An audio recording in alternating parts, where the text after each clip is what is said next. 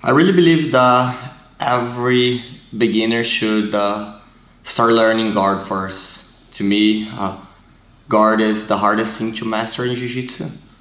And when you make that your first goal in Jiu-Jitsu to learn how to protect yourself on bottom, everything else becomes easier after that. I remember my first experience in Jiu-Jitsu. I remember my first class.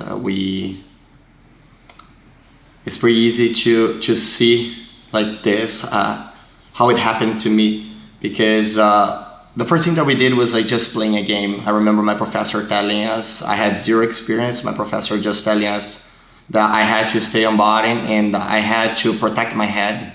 And in order to protect my head, I had to use my hands, my elbows, my knees, and my legs. And he explained that my hands, my legs, my knees and elbows were my shield. And I had to use that to avoid the person from getting close to me. And just playing this game as a kid, it gave me a very good understanding of what the core for guard was. It's just that for me, it was always about protecting myself, about not letting the person use their strength and using their weight against me. I started when I was 12 years old. My brother was 11. We were like the smallest people in the class. And the majority of the training partners at that time, they were bigger than us, but they were also not very experienced. So they were using pure strength all the time. And understanding how to play guard was very important, because it gave us the ability to use technique and not get overpowered against people that were much bigger than us. I remember I always talk about this, my experience when I started in Jiu-Jitsu all the way to the purple belt.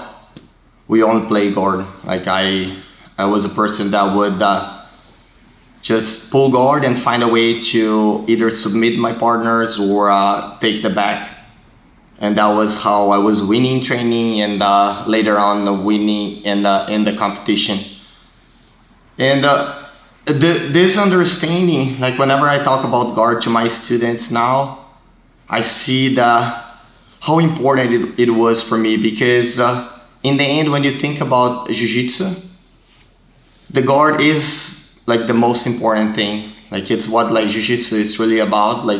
If you're fighting against someone that is able to take you down, or against someone that it's stronger than you, the guard will be your safe spot where you're gonna be able to defend yourself.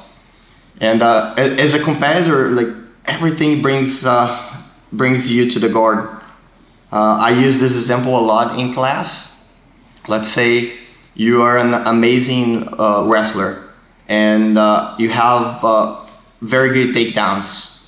This is your main game. But at some point during your career, you're gonna face someone that has better takedowns than you, or somebody that was able to surprise you. And this person will put you on your back, and you're gonna have to use the guard. The guard will be the only thing that will help you it will put you back in your game. Same thing for the person that has an amazing passing game. If you get swept, the guard is gonna put you back in your game. You're gonna have to sweep your opponent to get back to the passing game. So I tell the students all the time that even if the guard is not your main game plan, is not what you like the most, the guard should always be there. You should always have an effective guard to bring you back to your game and be able to win the fight. And as a competitor, that was a great thing for me, because I always felt that my game on top was my main thing. It was where I felt I could impose my will on my opponents and be able to make them get tired. But I had that confidence that in case I was swept, I could easily sweep them back and get back to my game. And I think that was always a big difference for me, because I had that confidence that if something goes wrong and I end up on bottom, my guard will be good enough to bring me back to the top, and I will keep working until I pass the guard. So this is a message that I like to share a lot with the students, because you're gonna start training jiu-jitsu and you're gonna have like different preference. Like some people, they come with a wrestling background and they like the takedowns, they want to be on top. Some people naturally like start liking passing better, and the importance of like studying guard and getting good at it like will always be there. So for the beginners, like I would recommend to always build your foundation, like and build the structure of your jiu-jitsu with the guard. After you get good with the guard, like you understand how to sweep, you understand how to take the back, you understand how to lock submissions, then you start working on top, because then you always be able to get back to your game. The next topic that I want to talk about is framing. And this is also something that I try to share with the students in the class, because I grew up as a competitor, and for me, whenever I was thinking about techniques, concepts in jiu-jitsu, for me, like the only thing that would catch my eyes was always how effective that technique or that concept was. And whenever we think about guard, the first thing that comes to my mind is the ability to frame and avoid the person from not passing your guard. So like this is the first thing that you learn once you start learning guard. The first step is protecting yourself and not letting the person pass. And for that, there's multiple different exercises that we do. There's always like training for that. I always tell the students that you need to be able to frame first, so you can set like a timer, and that timer, like you can train that. Like you start with one minute goal that you have to defend your guard for 1 minute, and then after that, after you're able to do that, then you start at 2 minutes, 3 minutes, 4 minutes, and that's just the first step. That's not the solution. I really believe that to have a very good guard, you need to be effective. And what's an effective guard? To me, an effective guard is when you are able to pull, you defend yourself, and then you attack from there. You either attack submissions, you are able to sweep, you're able to attack the back. Because like what we see a lot is the person that it's able to frame the guard, it's able to protect themselves, but they don't attack. If you don't attack, what happens is that eventually you start getting tired, because the person on top starts feeling that there is no danger in your guard, and they start attacking you more and more. And with that, you start getting frustrated, you start getting tired, and eventually they are able to pass. So I always share the mindset with my students that an effective guard is a guard that is able to protect you, but also attack your opponent and put them in bad spot in the fight. So whenever we think about framing, this is something that I also really like to share, because whenever people think about guard, they always think about using the legs and grips. And to me, like the guard, it's like a bubble. So whenever you have your guard, like you have that bubble that you're protecting yourself, and there's like multiple different layers that the person needs to penetrate before they're able to pass the guard. And it starts, whenever you think about it, it starts with your hands and feet. If you have your hands and feet touching your opponent, normally you're protected because they're really far from your head and your upper body. And if they start getting a little bit closer, you're gonna start having to use hooks and your forearms to protect. And then from there, like the closer they get, then like you start using your elbows, you start using your knees to protect your guard. And the next step is when the person is really close to pass your guard, after they broke that frame and they're very close, you can only use your shoulder and head. So in a situation where you're defending your guard, you start with the hands and feet. So you're protecting your guard like this. Then the person start getting closer, you start using the hooks and the forearm. The next step, you start using the elbows. And the last step to protect yourself, like you're trying to place your head in a position where you can defend, your shoulders in a position where you can defend before your opponent is able to pin you down. And you can also use your hip in order to frame your guard.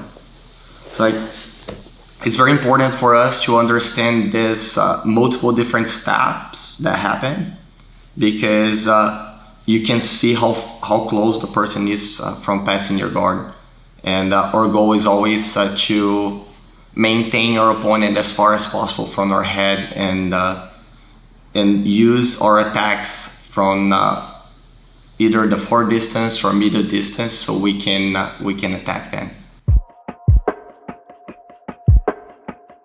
For me, the greatest advantage of learning and understanding distance control from the guard is that you develop awareness when you're playing unbutton. And I think this is what makes a difference whenever you're playing guard.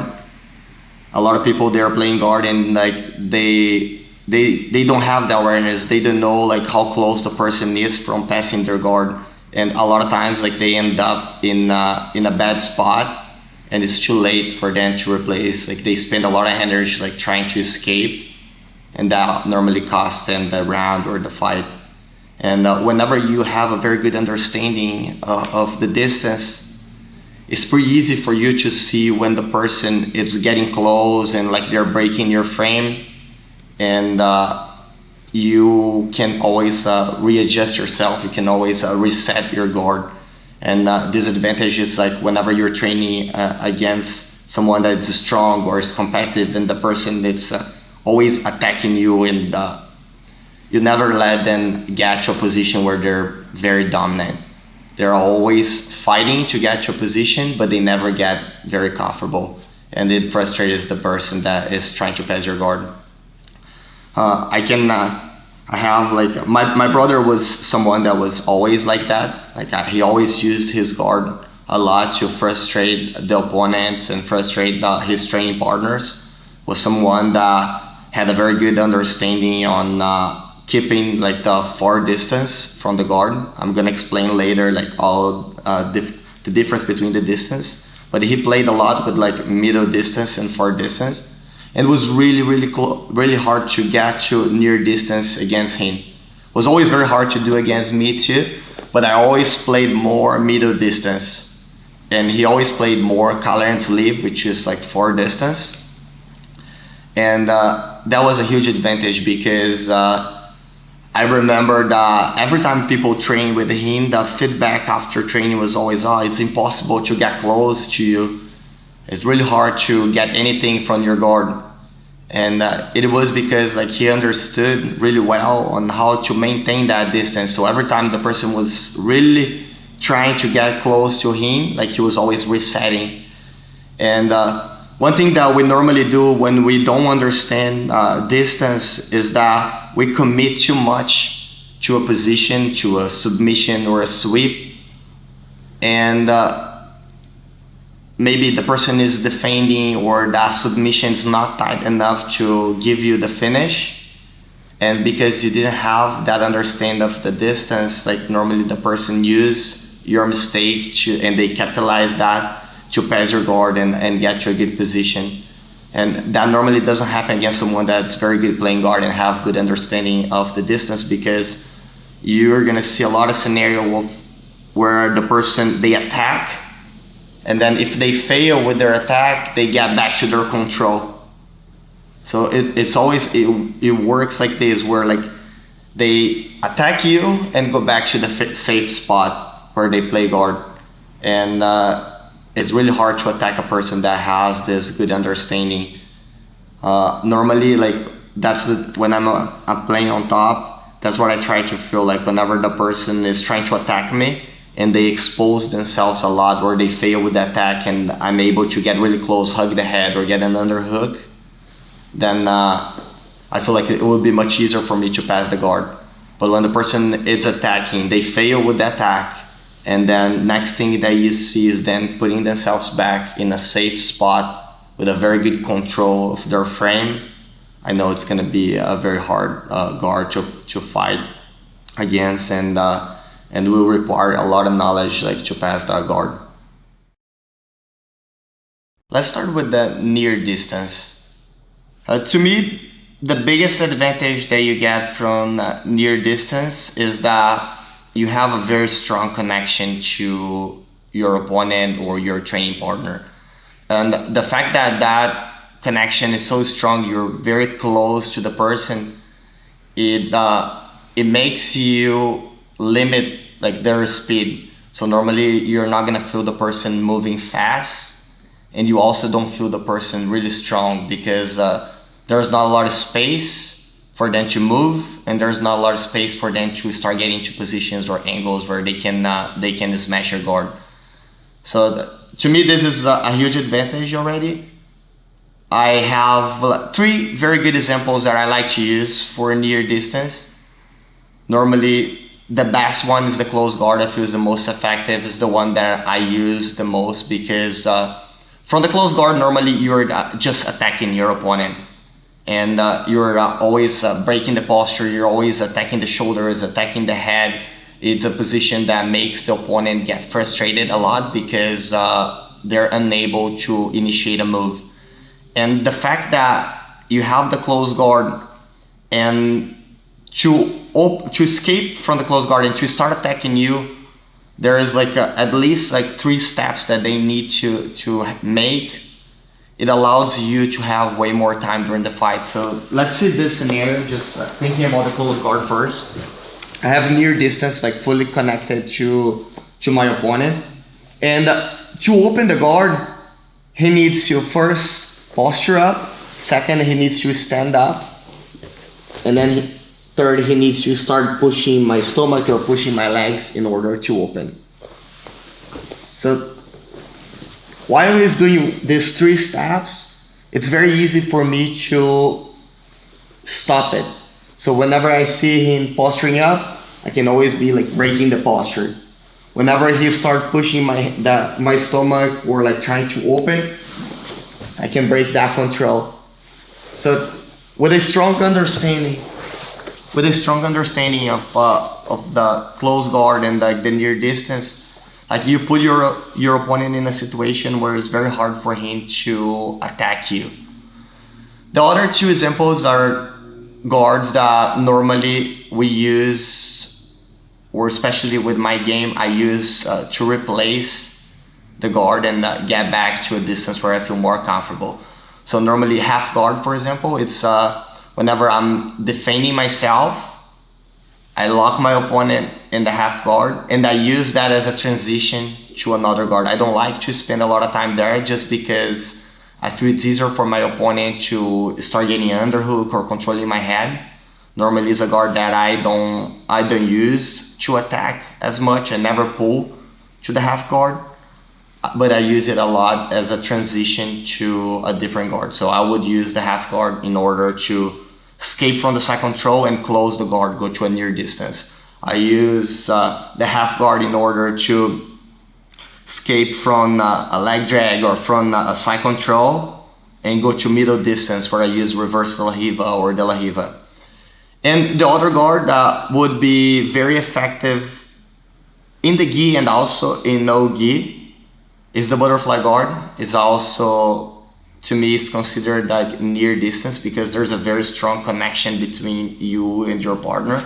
Normally, whenever you have butterfly guard, you have your chest and your arms attached to the person. So whenever you move, you're basically moving your partner with you. And this strong connection makes this guard very strong as well. I just think like normally it's a little bit harder to do it in the gi if it's your main guard, just because the way people pass nowadays, it's standing and moving more. And to use butterfly guard, normally you need to bring your opponents on their knees. So that's why I said I prefer to use it as a counter attack. So I would use a butterfly guard, for example, if the person is almost passing my guard and they get to the half guard, for example. I would do half guard to butterfly guard and then to close guard. For example, I'm gonna show this scenario. So let's say he's almost passing my guard and he was able to get to this position here. The next step would be to start using butterfly guard. And then from here, I either attack or I close my guard. So this is a scenario where I use the half guard, I use the butterfly guard to get back to the position where I feel comfortable to attack my opponent. Like these three guards that I showed, they're all near distance. They're all very effective. Normally from the near distance, what do you expect your opponent to do? First, if they're in close guard, you're gonna face a situation of the person trying to posture up. Like, it's very important that you understand how to break the posture. We're gonna work in the techniques. Break the posture and attack them so they stop trying to stand up and open your guard. But it's very hard for the person to attack you from there. So this is like the great thing about close guard is that you're not gonna feel that the person is attacking you. You're gonna feel that the person is trying to escape. And that gives you a lot of confidence to just keep attacking because there's no danger in that guard. From a near distance, like butterfly guard or half guard, you need to be winning the underhook battle. So normally, if the person has an underhook on you, they're able to pin your shoulders on the mat. If they're able to control your head, they're able to lock your body on the mat. So from that position, if the person has near distance, half guard or butterfly guard, it's very important that you focus on adjusting the underhook and protecting your head in order to stay safe and keep connecting those guards on body. So I'm gonna show the 10 techniques that I like from near distance, and these are basically the foundation for this type of guard for this distance. It's important to go through every technique, understand the details, and always see it as an option from this distance. And then of course, like from after you build this foundation and you understand these 10 techniques really well, you can start implementing any technique to your game, and it will for sure make it better and will allow you to use all your techniques.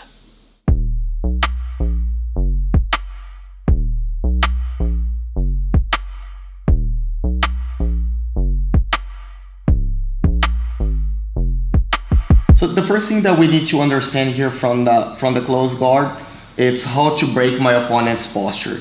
Okay, so I want the head as close as possible to my chest, and I want to have control of him. So the first thing that I feel whenever I close the guard is that I want to stop the person from posturing up, because this is gonna allow him to stand up. This is gonna be the next step. Normally I use a grip behind his neck, like using the hand on the neck, like this, like inside the collar. And I make it heavy. I'm not always pulling him down. I try to keep it heavy. And another detail that I really like to use is that my legs cannot stay close to the hip like this. If the legs are there, it's really easy for him to posture up. So normally I use the grip on the collar, and I start using my legs in the middle of his back. That's gonna make it heavy for him, and that will be much harder for him to posture up. Look how he needs to pulse his hand on the mat in order to posture up. And every time he does, I can use my free hand to pull his elbow and bring the head down. Another detail that I really like to use, like let's say he posture up, and now I have to get the grip from here. Normally it's very hard to reach, because the next step after he posture up is to grab my belt. So he's pushing against my stomach and I'm trying to grab the collar. The grip is normally very weak. I use my legs. So I cross my feet. I use my knees to bring his chest close to my chest. So I try to stay strong. Stay strong. I use my knees. Normally my shoulders are on the mat. My hip is off the mat now. and I cannot reach the collar, I'm gonna do this. I pull in with my legs, and then when the chest get close to me, now I get the grip again.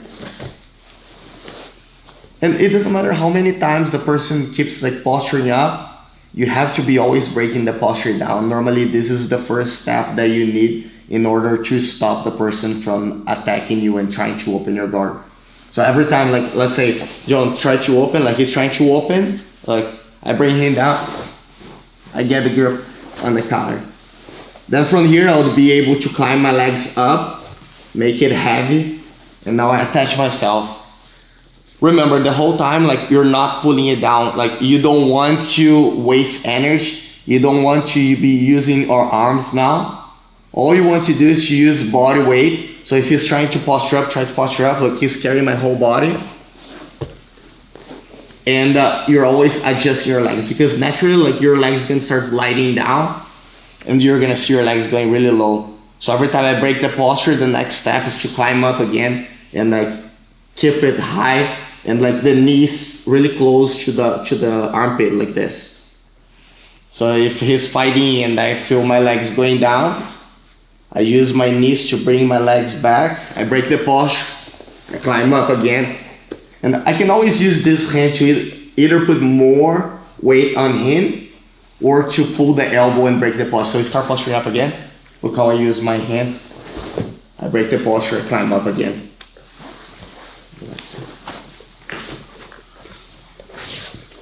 To me, this is, from close guard, this is the first step that you need to learn. If you understand how to break the posture and make it uncomfortable for your opponent to do the first step in order to open your guard, you become much more powerful from the guard, because your opponent will be always in a position where they have no attacks and their base is not very strong.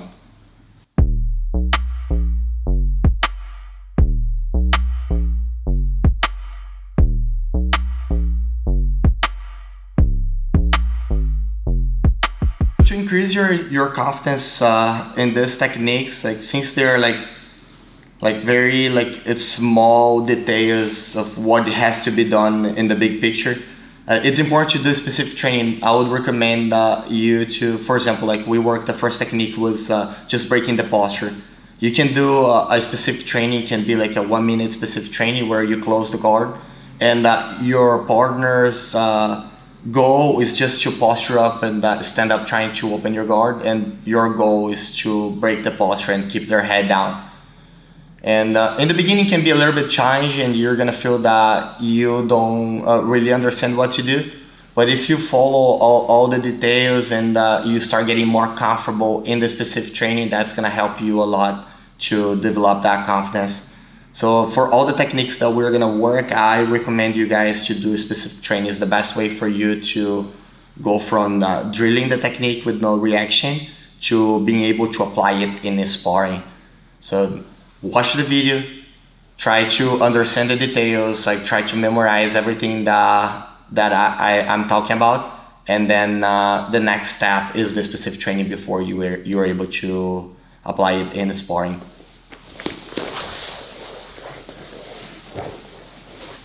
The next step is something that I use a lot when I'm in the close guard.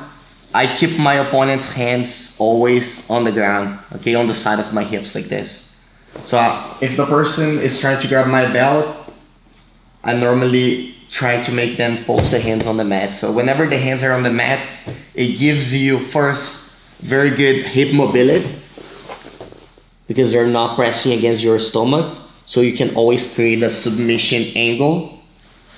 And it also gives you guys the opportunity to move more, so I can find space for underhooks. So every time, normally like the person is trying to grab your belt and posture up, we're gonna use the details to break the posture, and I'm gonna keep their hands always on the ground. And what I do to keep the hand there after they post the hand is using my elbows. So look how I break the posture, and then I climb up like I showed in the last technique, and then I close my elbows. So with that, it becomes really hard for him to post on my stomach again. So like if I'm attaching myself and like his arm is locked on the floor, it's really hard for him to posture up. So let's go back to the scenario where like he's trying to open my guard. And let's say he has a very strong grip and it's becoming really hard for me to break the posture here. One thing that I do is like I swim under with this hand and I get my hand inside. And now whenever I get here, I'm gonna grab the collar and I'm gonna push the hand with this hand and the grip on the collar. So I pull with my leg, I pull the collar and I push his hand with this one. Again. So he's here. Normally I try to get a grip on the collar, like really low. It's not strong enough to break the posture yet. So with just this hand here, I'm not gonna be able to break the posture. Whenever I break the posture, the detail that I showed on the leg, I need to have my hand here. Now I'm gonna push his hand to the mat and I lift my hip at the same time so I can block his hand from getting to my hip again. So I pull and I break. And now again, look how my arm slides and I use my elbow, climb up again, adjust the grip on the collar. I have a very good lock and I have a good opportunity for me now to start moving side to side and start attacking his arm.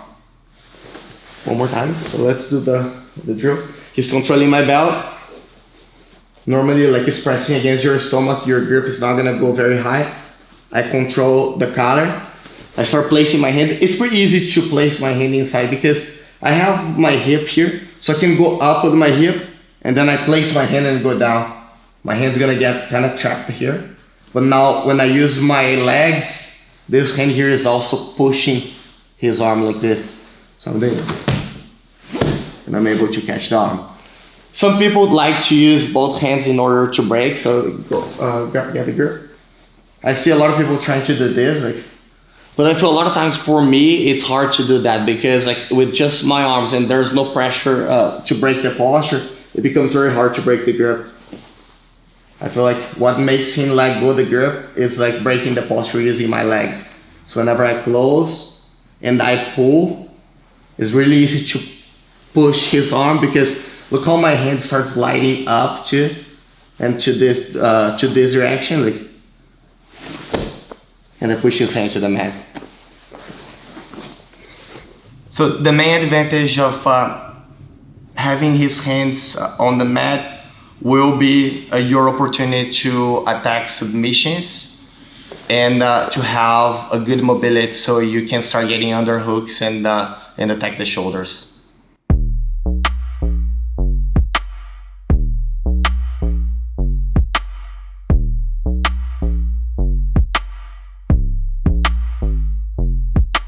The next technique that I'm going to show is also something that I use a lot in the close guard, is the ability to use your knees to beat the arms. And I feel like this is something that evolved a lot during the years.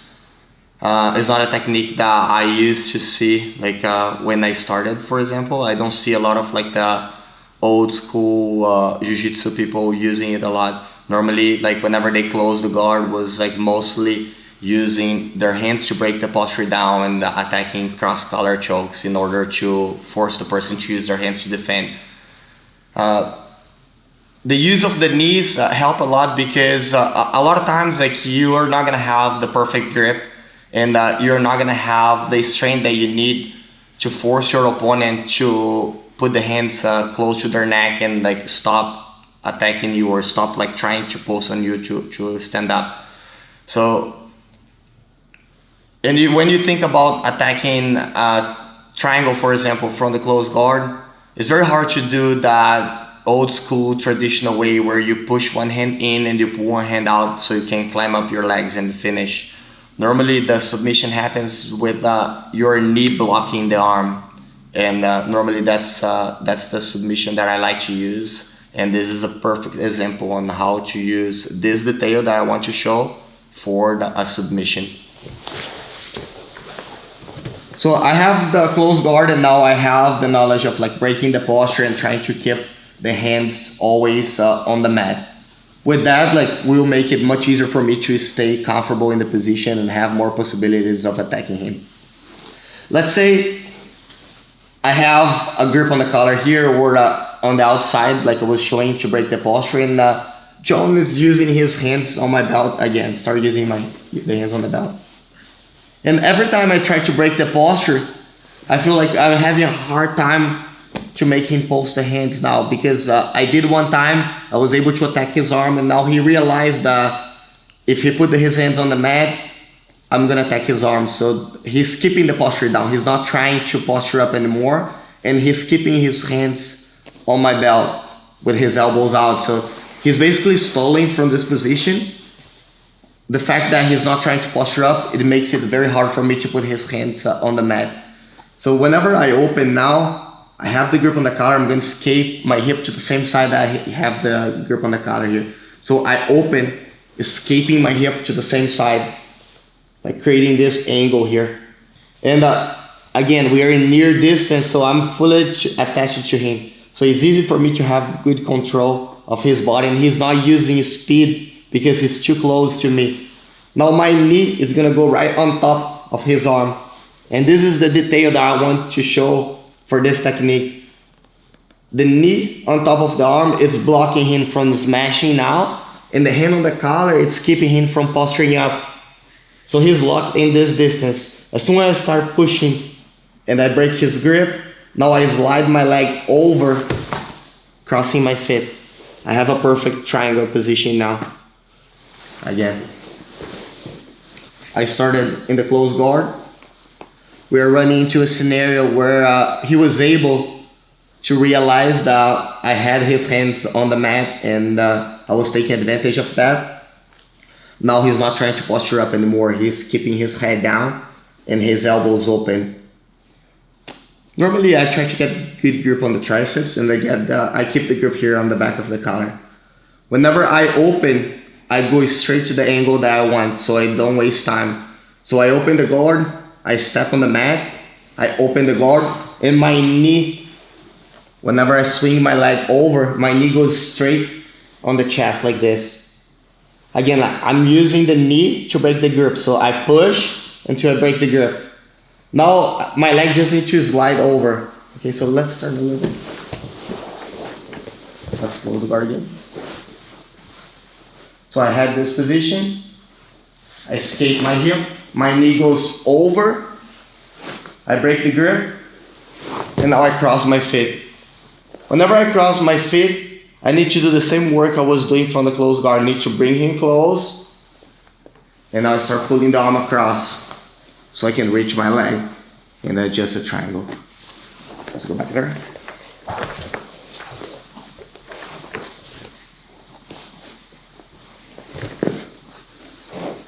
A good way to drill this technique is with your partner grabbing the belt, you controlling the collar, and you doing multiple repetitions of just moving your hip out and being very precise with the leg going on top of the elbow.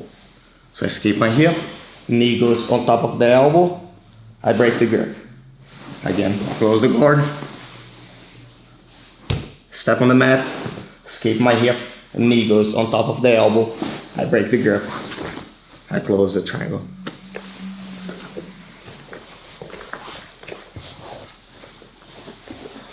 I use the triangle as an example, but the main detail is the ability of using your knee to fight the arms whenever you are in the close guard near distance.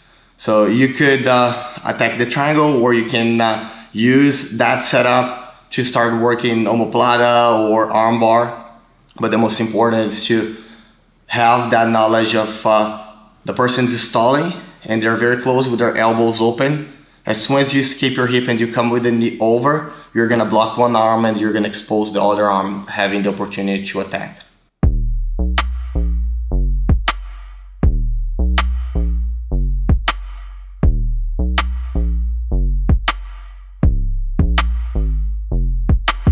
One rule that we have when we're on top is to always stay square with our partner and never allow our elbow to go across the center line. So by knowing that and understanding the game on top, I'm gonna try to do the opposite on the bottom. I'm forcing my opponent to cross his elbow across the center line. So every time I'm able to accomplish that, I'm gonna have submission opportunities and I'm gonna have the chance to take my opponent's back. This is also very good like to combine with all the other details that we worked. So you are now breaking the posture, you're trying to make your opponent post the hands on the mat. You're using your knee to break, to control the arm and break the grip. And you're also pulling the elbow across the center line. So there's a lot of details that you're using that it's making your opponent feel uncomfortable and it's giving you a lot of possibilities to attack from near distance close guard. So basically, like whenever we are playing guard, what I want and my opponent doesn't want, like he's trying to avoid that from happening when he's on top, is his arm getting across the center line like this. So if his arm is going across my body, now he's exposing his back and he will be off balance and I start moving him, if I start moving him. So I'm gonna use a grip on the sleeve, a cross grip on the sleeve, and the grip on the elbow. I'm gonna break his grip and pull his hand. Whenever I do this move, normally I try to keep the grip on the sleeve really strong. So I have a grip on the sleeve, a grip on the elbow, I break his grip, and now I use this grip on the sleeve to push his hand into the pocket. Normally what happens from here is that the person's trying to posture up, John. So I need to keep like pulling him down and using my legs. So now I'm using the other concept, the first one that we learned. Every time he tries to posture up, I use my legs to bring him down and I climb up again. So I'm breaking his posture from this position. Option number one, whenever I do that, would be to start sweeping him to this side since he cannot post his hands on the mat. So if I start hugging now and I use my legs, I can sweep him to the side.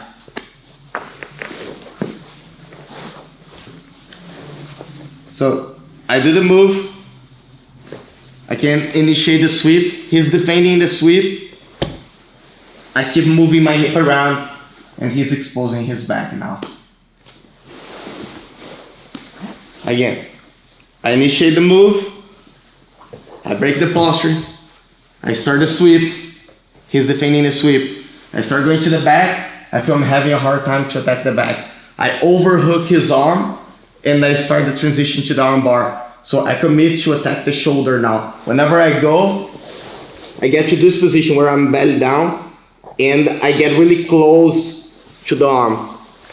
I finish the rotation, attacking his arm.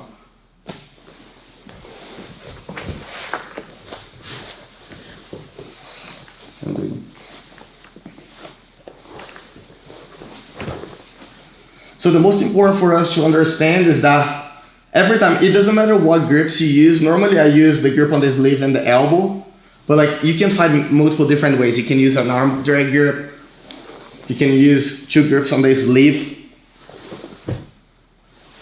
But the most important detail and the technique that we're working now, it's going with the hand across your body. Because now your opponent is in a bad angle, he's gonna be off balance if you want, if you start moving, and he will give you the back because like he's not able to use the arms to defend the sweep.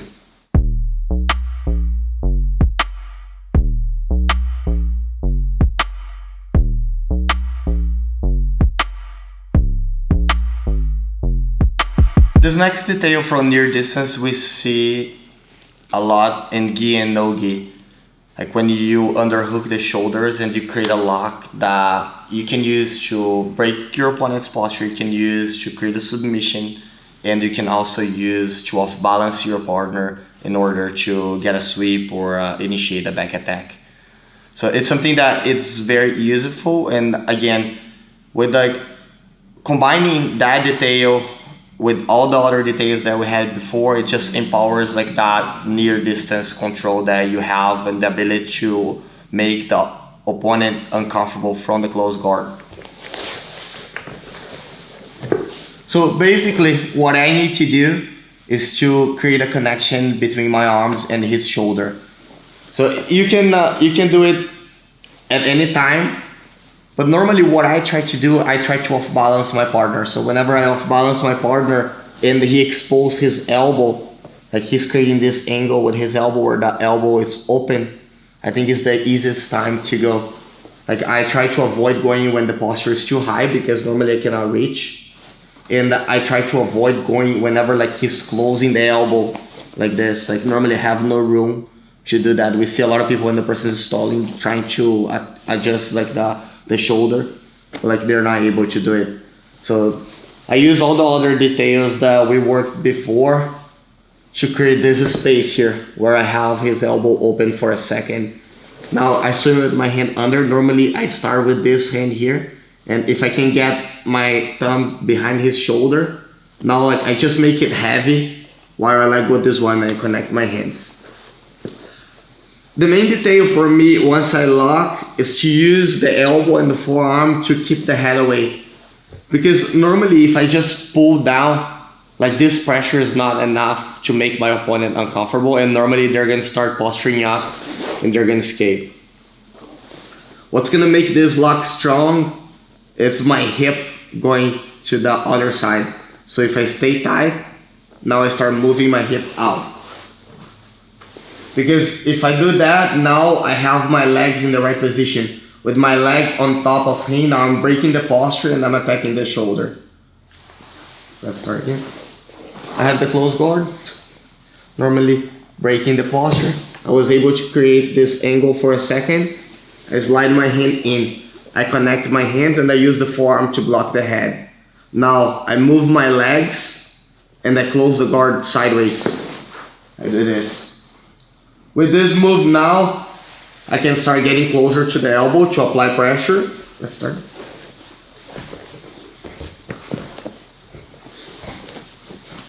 I can apply pressure on the shoulder to finish. If I start doing this and his hand escapes and is now in front of my body, I have an arm bar, so I just keep connected to, I keep my hand connected to his elbow and start sliding my leg down. So normally I do this. So my leg was here. I lost control of the shoulder. My leg will replace my arm. So we'll go here. Now I just complete the rotation with my hip and I keep turning until I'm able to see his feet. When I turn, now I start applying pressure. Normally my partner will front roll and I'm gonna end up in this position with the knees up, finishing the arm bar. Again, what we need to focus the most here is how to lock the shoulder and create a very uncomfortable position for my opponent. So I break the posture, the hands on the mat, the elbow is open, I lock it. I use my forearm to protect, so try to smash, like if he's smashing and trying to go, like put my back on the mat, I'm fighting with this elbow and at the same time I'm moving my hip out. If the hand goes in front of my body, I have the arm bar. If I want to lock an omoplata, I could push his hand to the pocket and start throwing my leg over. With the underhook, I also have the chance to attack his back. So if I get this underhook and I start applying pressure, now I use my elbow to push his hand. I grip with this hand here on the triceps, and now I start attacking the back.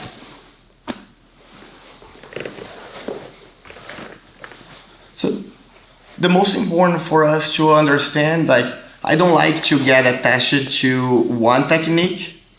I normally like to use this detail or like any detail that we learn to create multiple possibilities to attack my opponent. I think like if you just focus on using the move for one specific technique, and if that technique doesn't work, like you're not gonna be able to use the move anymore. And whenever you focus on the detail and you see multiple different opportunities with that detail, it becomes much more powerful and stronger, that detail, and gives you the chance to apply it against any person regardless of like size or skill level.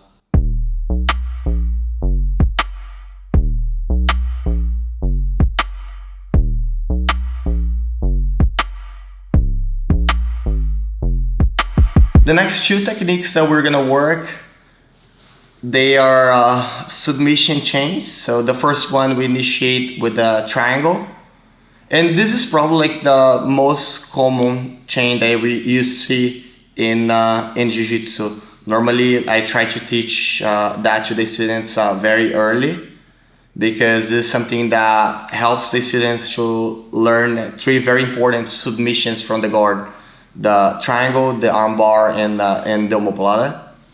And these three techniques, like, they combine really well.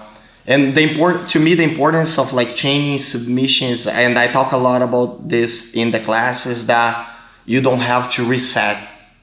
Because to me, like, the biggest mistake that you can make whenever you are attacking your opponent, it's going back to the starting point.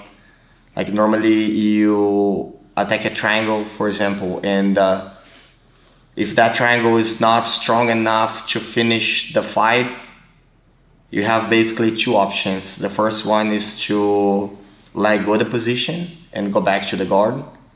And the second one needs to to make that triangle that failed become another submission, or it gives you the chance to go to another position that keep you with like a huge advantage on your opponent.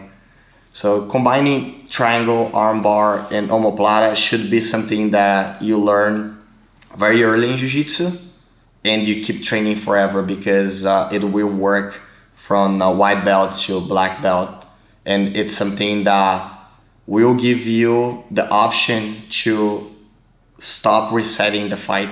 And I'm gonna show you guys. You can train that starting with the triangle and the person like escaping, and then you keep connecting the techniques in a specific training. So normally, let's say I lock a triangle. So basically, like, most of the submissions, they're gonna be from near distance, where I'm very connected to the person. So I have a triangle, and then my partner, it's escaping. He's putting his arm out on the outside like this. There's like multiple different ways that I could like try to finish this triangle, but I want to focus on the connection. So let's say I lost the triangle. Instead of like opening and like going back to the full guard or trying to close the guard again, I recognize that I lost the submission, and now I have to connect to something else. So having this angle, I already have the advantage, because my opponent's not attacking me. Like, he is in a position where he's defending a submission. The next step, I'll connect to the omoplata. So I start using my arm to block his head in order to avoid him from smashing. So I start doing this, like, connecting to my leg. I can control the belt. I like to control the belt as well. And I throw my leg over. Now I have the omoplata. So I went from a triangle that failed to another submission, the omoplata.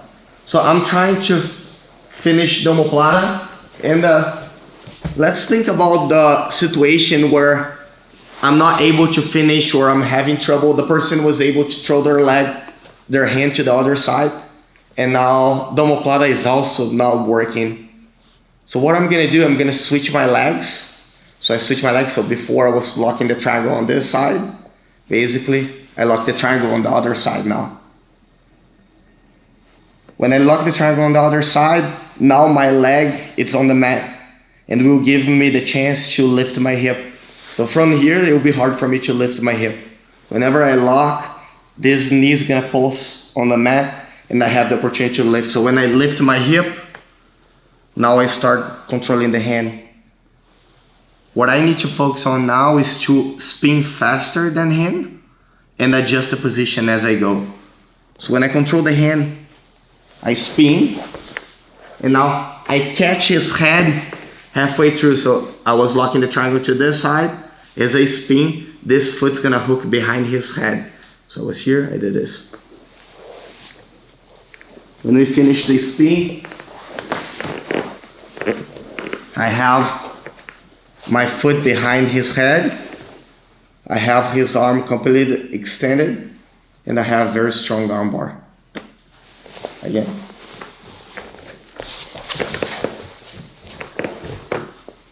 I'm gonna do the move now, like in the same speed that I would do in a sparring. Okay, so normally it's not a move that I will try to do too fast. normally I try to secure the move like every step of the way. So I have a triangle and somehow he was able to lock the triangle and now I have my feet crossed. I still have a good angle. I block the head. I switch to omoplata. With omoplata, he was able to throw his arm to the other side. And now like it's not effective anymore. Like the omoplata is not finishing here, or I'm not able to apply enough pressure. I switch to the triangle on the other side, so my foot was locked to this side. I switch to this side and I move my hip.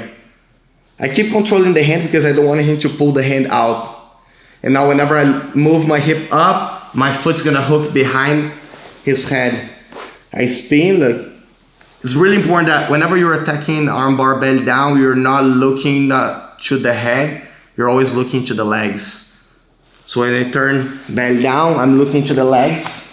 This gives me the chance to adjust the position. I have a very good hold of his wrist, and then I use the submission to stop him from moving.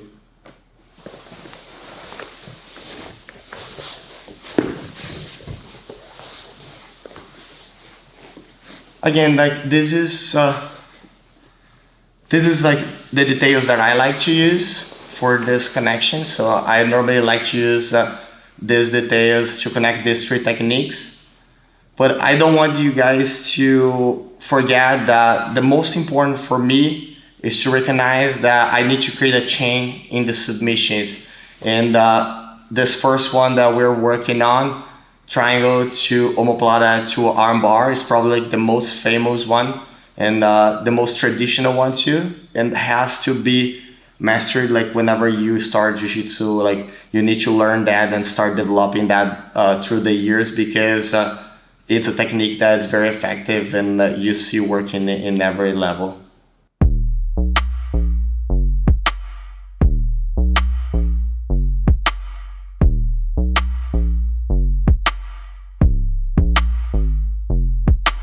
This next submission chain is also something that I personally use a lot and I like.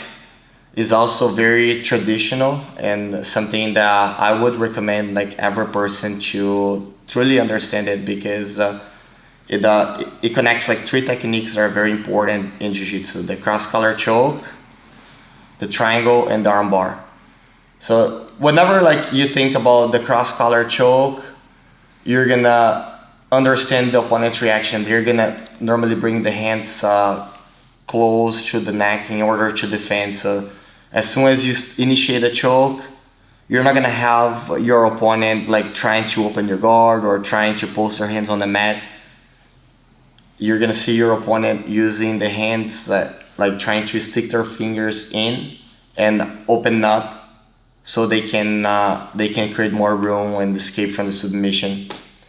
And by doing that move to defend the choke, they're giving you the opportunity to use the triangle that I showed before, using the knee over the arm. So a lot of times, like I use that as a trap for my opponent. I start a choke with the intention of locking a triangle, and this is something that as a competitor you learn to do a lot. You create traps. You start a move, and that move is not your intention. That move is just something that will attract your opponent, or like will force your opponent to have the reaction that you want to get a second move. So like this is something that I use a lot.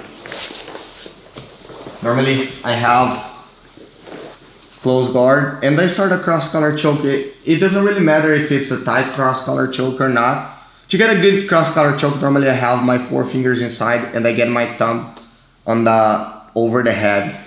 Okay, so like I go here and then I get my thumb over the head. When the thumb is in, then I just circle my elbow.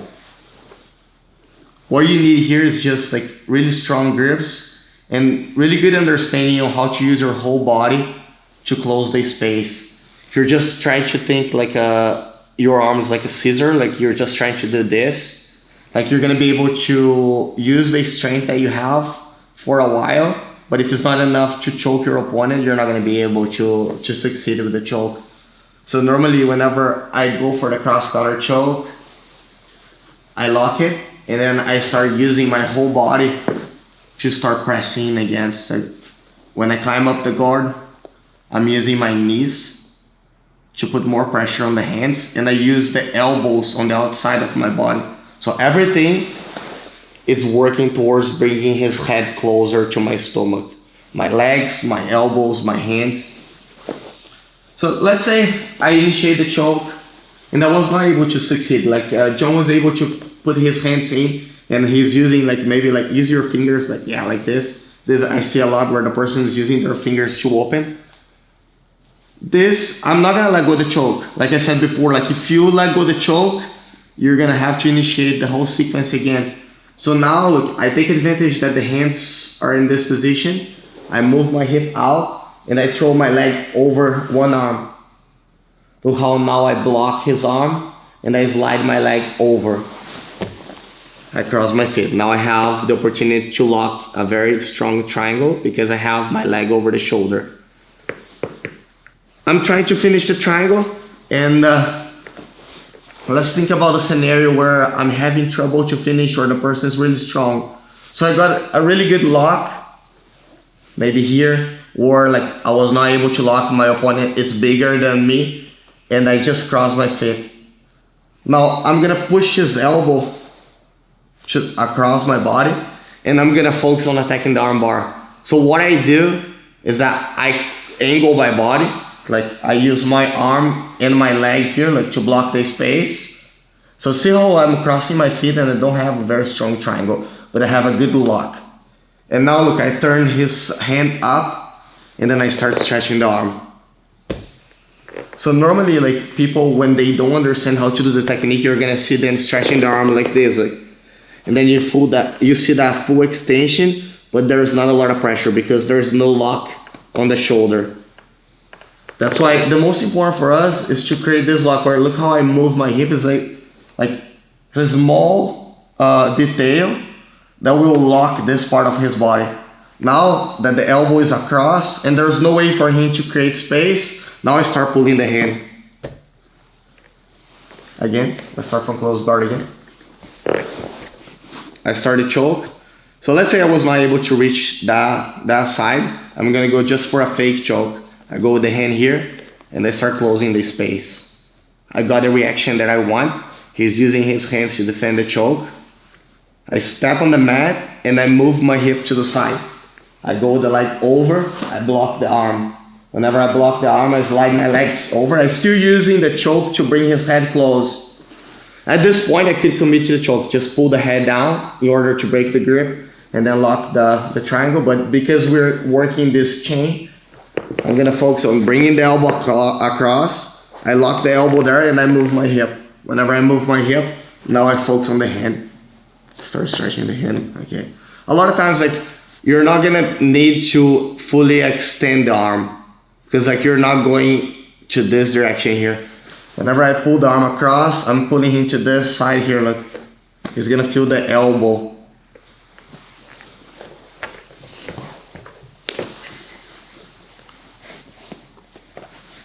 So now we have two very strong submission chains, and one more time, the importance of like locking a submission and connecting to the next move is that whenever you attack a submission, you don't have to reset. And a lot of times, like, that's how we get frustrated when we're fighting. Like, you lock a submission and then you reset the person, like they initiate a pass, and then you have to spend a lot of time breaking the posture again, and like you have to start the whole process over. If you understand really well how to chain submissions, you do one very strong chain, and like along the way there's multiple attacks, and like you probably will succeed with one of them.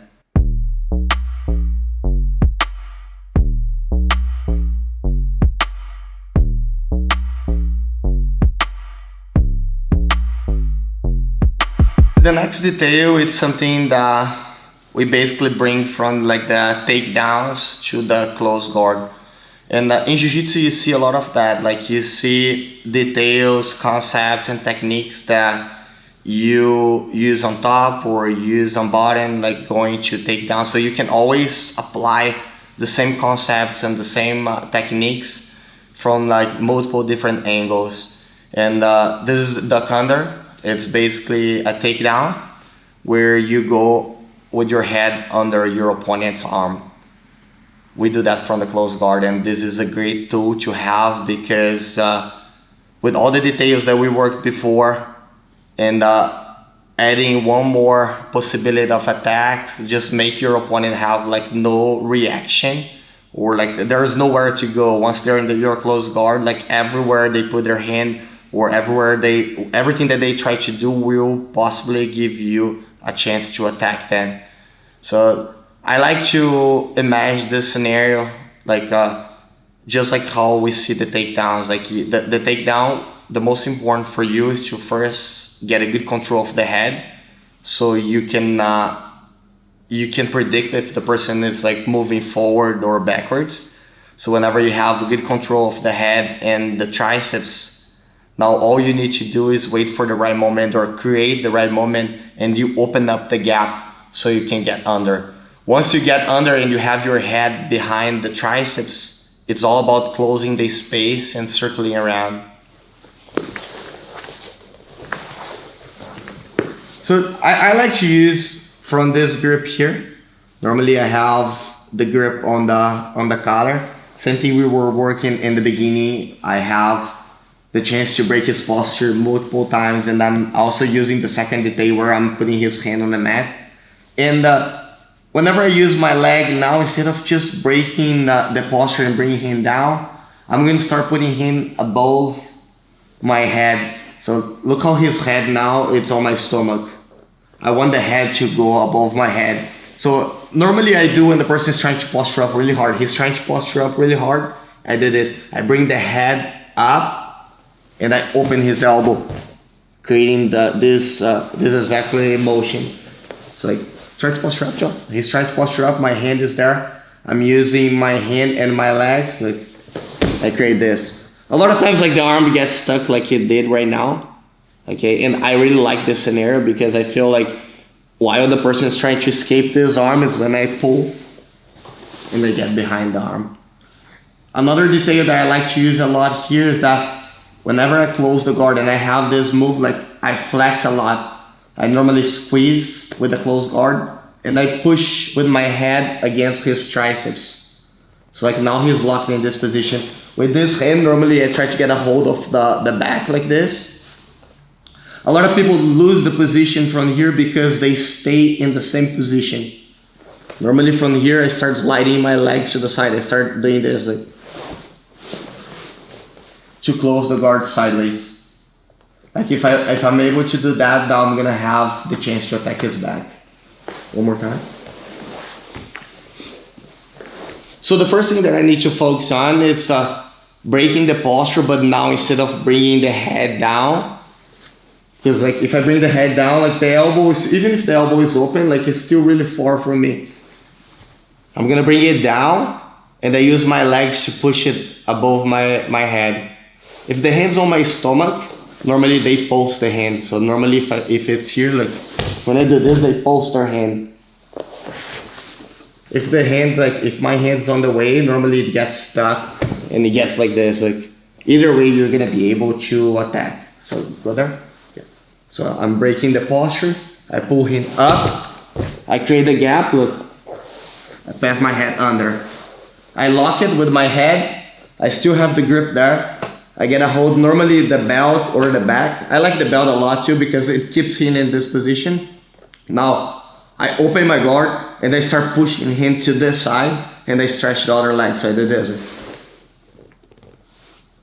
Whenever I do that, I readjust my legs, closing the guard sideways. Now I have the chance to go to his back. I have the chance to start choking him. And if he starts posturing up, I can sweep him getting to mount.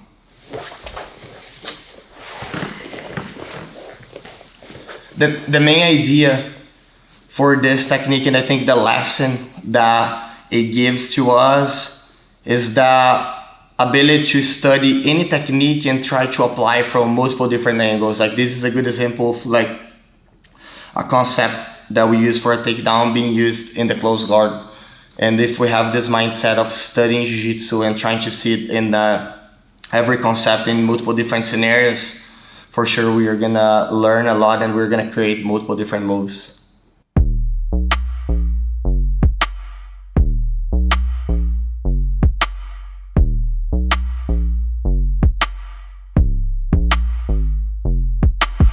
This next detail, it's a variation that it's like the main advantage of like whenever you're training the gi, like is the use of like the belt or the lapel. So we're gonna overreach like and control the belt. So whenever I have the close guard and my opponent has his belt tight, I'll have this opportunity to reach over and grab the belt.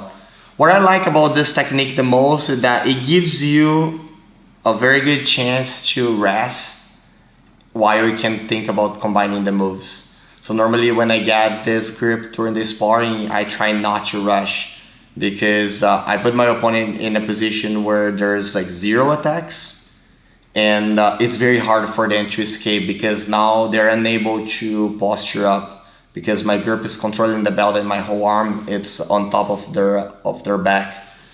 So normally I use this position a lot whenever I start getting tired, whenever I feel my opponent is stronger than me, or I want to rest in a position where I can keep connecting moves. I close the guard, I'm able to break the posture, but now instead of keeping my hand on his collar, I reach the belt. The advantage that I have here is that right now it becomes really hard for him to break this control, because try to posture up, John. Like he's trying to posture up. It's easy for me because like I'm very attached to him. It's easy for me to bring him down.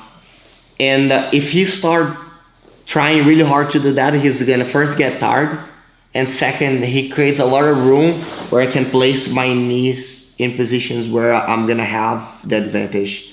And this is normally my second step in this position, is to get my knees in front of his body.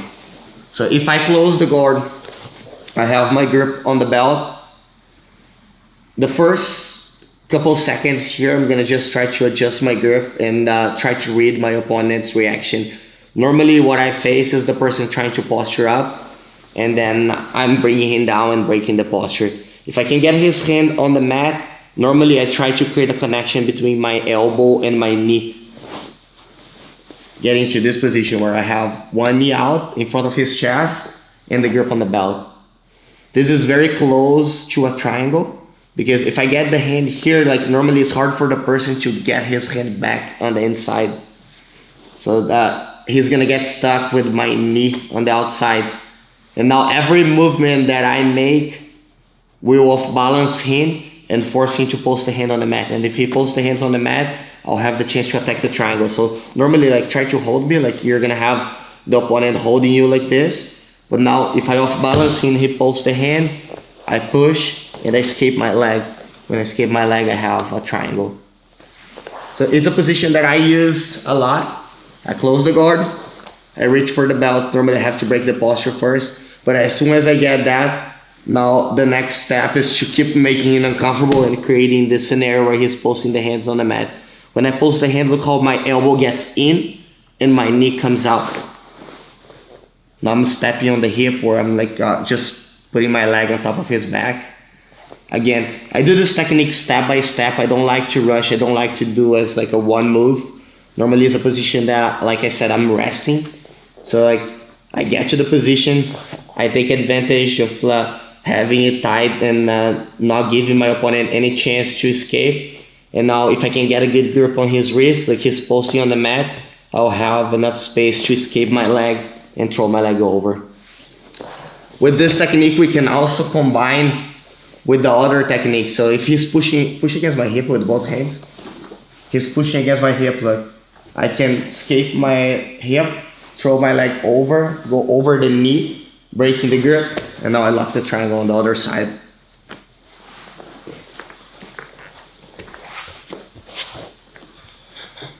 What we learned from this technique, this detail, is that there's multiple different spots that we have in the fight that we can rest. And this is one that I use a lot. Normally when I close the guard, if I don't want to deal with that situation where my opponent is standing up, breaking my grip, and I have to be always like bringing them down and breaking the posture, I focus a lot on grabbing the belt and getting to that lock where the person doesn't have a lot of mobility. And from there, like I start connecting the techniques. Basically, all the details that we worked before, they apply really well with this technique, controlling the belt. I just think like it's important for you to understand when to use it. And for me, I like to use it mostly against people that are stronger than me, or in a situation where I'm tired and I want to rest. These are two very important factors like to make me like have the decision to control the belt instead of like just breaking the posture and playing with the guard a little bit more open.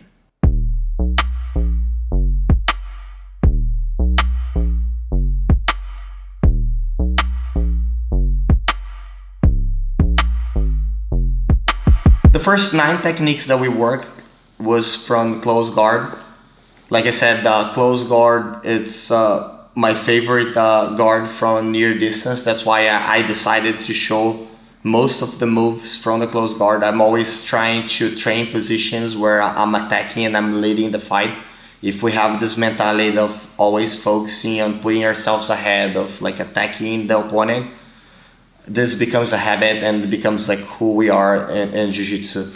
And if you have the mentality of always like putting yourself in like defensive positions or always like defending and trusting your defense a lot, it normally makes you become that defensive person. This is something that people, they always ask us, like every time I travel to seminars and since I started teaching classes, like we work like probably like 90% of the moves that we do are offense, in the offense, like are moves where we are attacking, because I really believe that you're always like your jiu-jitsu is gonna be what you train like most of the time. And like I don't want to trust my defense so much that I allow people to get there. It's important to have a very good understanding on how to defend. You have a very good solution, technical solution for the moves, but it cannot become a habit for you. It cannot become so comfortable that you allow people to get there.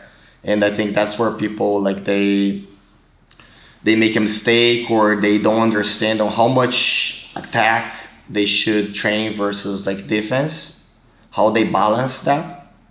For me, like the majority of the training was always attacking, because for me, like the more you understand attacking, you're also training the defense, because you're understanding, especially the way we normally do the technique, then we do the specific training. With the specific training, you're already training like the defense like live. So what I want you guys to understand is this last move that we're gonna work will be more of like a defensive like approach for the near distance on bottom, but it's also very important to understand, like I said, like you need to have technical solutions. So let's say I'm in half guard and my opponent is getting really close to me. Now I don't have the close guard, I don't have the chance to attack him. He already got the underhook. What I need to understand here is that the last option that I have, he already eliminated my hands, my elbows, my forearm. Like I don't have that anymore. What's gonna help me to play guard here? It's my shoulder and my head position. So like instead of like being totally flat on the mat and allowing him to apply pressure on me, I use my shoulder and my head as a way to defend myself. So look how I'm creating the shield is the last option that I have in my head to defend. So try to attack them. He's trying to attack. Look, my shoulder and my head are defending like me from like getting smashed or like getting like choked. Another situation that I can apply the same concept and use my hip is when the person is smashing my hip. So let's say he's in a smash pass and he's really close. We are near distance again on bottom. Now it's really hard for me to use my hands because I have to post one hand on the mat and the other hand normally is trying to get a grip. What I need to use here is my hip. to frame my guard. So I have my toes on the mat. I start lifting my hip. Look, this is my frame. I'm pushing him away with my hip. And now I create enough room for me to readjust myself and go to either far distance or middle distance. But like the concept that I want you guys to understand is that you have your hands, you have your knees, you have your legs, your feet. Everything it's trying to protect you and will build your frame. Whenever like your opponent eliminates like your hands and your legs, like what you need to do is you need to start placing your shoulder and your head in the right position to create a shield. And that will be your last option before the person completely pass your guard or take your back. In case the person is smashing your hip, that will be also your last option before they jump to your back or pass your guard. So it's very important to understand that there is that last chance that has to be used, and if you get really good, that'll become a way for you to go back to the guard and like make your opponent fail with their attacks.